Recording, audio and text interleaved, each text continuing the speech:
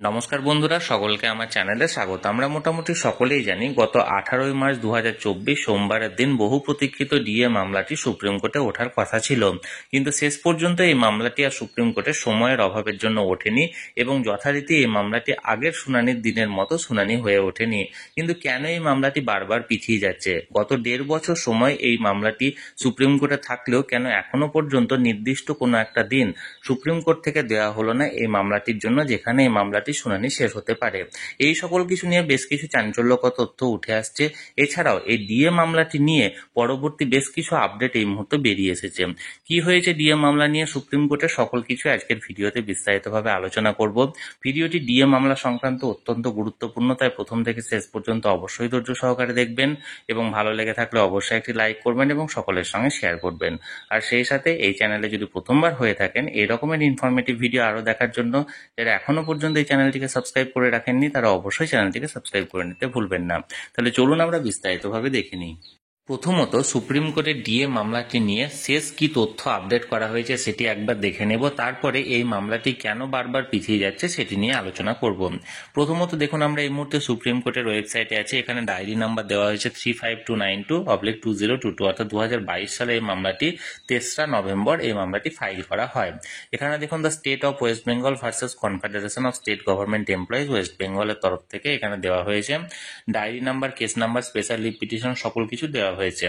দেখুন এখানে প্রেজেন্ট বা লাস্ট লিস্টেড ওয়ান 18/3/2024, অর্থাৎ 18ই মার্চ 2024, যেটা লাস্ট হিয়ারিং হওয়ার কথা ছিল কিন্তু এই হিয়ারিংটা কমপ্লিট হয়নি, সেটা ডেট এখানে এন্ট্রি করা হয়েছে। এছাড়াও দেখুন honourable mister justice Rishikesh Roy and honourable mister justice Prashant Kumar Mishra, এদের এজলাস এটা হয়েছিল, সেটাও এন্ট্রি করা আছে। এবার স্ট্যাটাস বা স্টেজ এটা দেখুন পেন্ডিং আছে, যেটা 1.5 বছর ধরে পেন্ডিং দেখাচ্ছে। Disposal at final disposal at admission stage, এখানে দেখুন লিস্ট ওয়ান 15/7/2024, এখানে একটা রেড কালারের দেওয়া হয়েছে দেখুন ডেটের জায়গাটায় 15/7/2024 এই মামলাটির পরবর্তী শুনানির জন্য দিন এখানে ধার্য করা হয়েছে। এখানে স্বাভাবিকভাবে সকলের মনে একটা প্রশ্ন আসতে পারে, এই মার্চ মাসের 18 তারিখ থেকে 15ই জুলাই, অর্থাৎ এই 4 মাসের গ্যাপ কেন দেয়া হলো? যার যথারীতি উত্তর এখনো অজানা, তার কিন্তু তবুও যেটা মনে করা হচ্ছে, যেহেতু সুপ্রিম কোর্টের সামার ভ্যাকেশন শুরু হতে চলেছে মে মাসে এবং যেটা জুলাই মাসের ফার্স্ট উইক নাগাদ শেষ হতে পারে, তাই জুলাই মাসের সেকেন্ড উইকে সামার ভ্যাকেশনের পরে এই ডেটটা দেওয়া হয়েছে।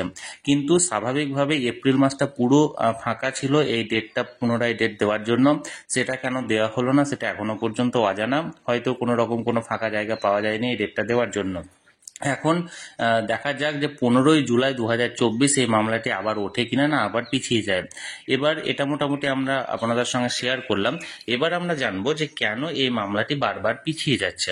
দেখুন সুপ্রিম কোর্টের এই মামলাটি বারবার পিছিয়ে যাওয়া সম্পর্কে বিভিন্ন অ্যাডভোকেট বা বিভিন্ন উকিল বা যে সমস্ত মামলাকারী সংগঠন আছে তাদের তরফ থেকে যেটা জানানো যাচ্ছে, যে এটার একটাই বিষয় হচ্ছে, সেটা হচ্ছে সময়ের অভাব দেখানো হচ্ছে জাজদ্বয়ের তরফ থেকে।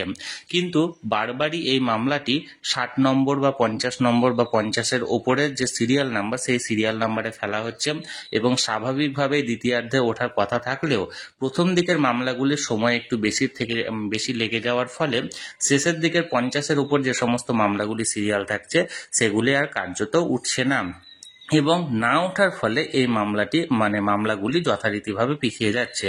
কিন্তু কেন ডিএ মামলাটি এখনো পর্যন্ত 60 নাম্বার বা 50 নাম্বার সিরিয়ালের দিকে দেওয়া হচ্ছে, প্রথম দিকে সিরিয়ালে দেওয়া হচ্ছে না, সেটার কারণ অজানা।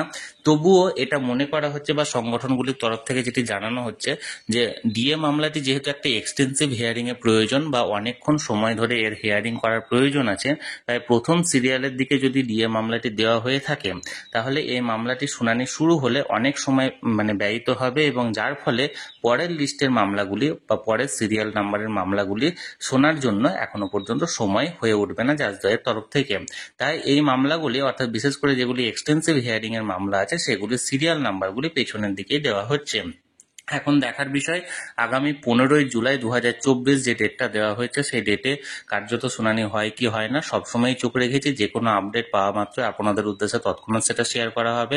তাই যারা যারা এখনো পর্যন্ত চ্যানেলটির সঙ্গে যুক্ত নেই অবশ্যই চ্যানেলটিকে সাবস্ক্রাইব করে চ্যানেলটির সঙ্গে যুক্ত হয়ে যান। আর এই ভিডিওটি ভালো লেগে থাকলে অবশ্যই একটি লাইক করুন এবং সকলের সঙ্গে শেয়ার করুন, আর সেই সাথে অবশ্যই চ্যানেলটিকে সাবস্ক্রাইব করে রাখুন।